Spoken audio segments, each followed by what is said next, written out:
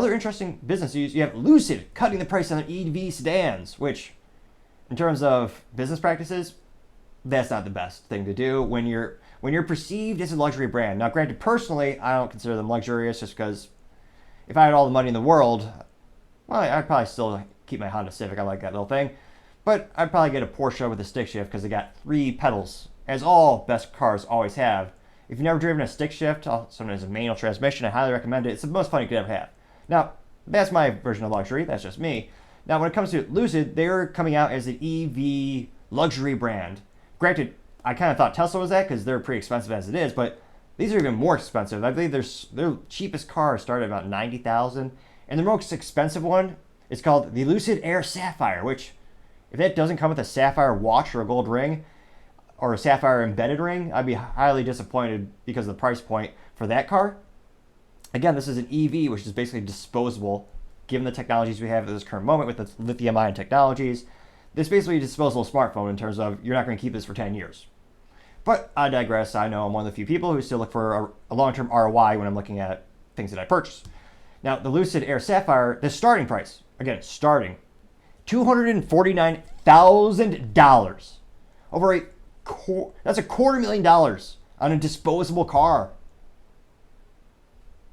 I can't imagine who's buying that, but they're not discounting that. And again, that's their most premium high level. Now, being a bit of a gearhead myself, the most disappointing thing is these cars all look the same to the average user. Kind of the reason why the Chevy SS, when they imported it from Australia, it failed because the average user couldn't see it being more different than a Malibu. Now, personally, having a V8 with a stick shift, Brembo brakes, that's a great combination. I think the Chevy SS was highly underrated. If you had a better body, it had better aesthetics on the outside, it would have sold out more. They also didn't spend a dime in advertising. But the same issue is here with the Lucid.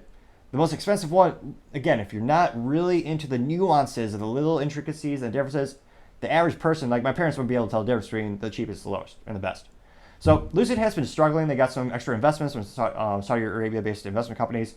And so they're having some cash infusions, which they desperately need.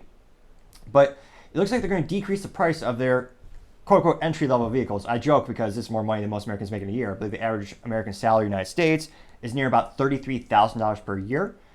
And also, for the people who complain about the 1%, and in terms of privilege, you should feel very fortunate to be in the United States and make $35,000 a year, because globally you are in the 1%, relatively speaking.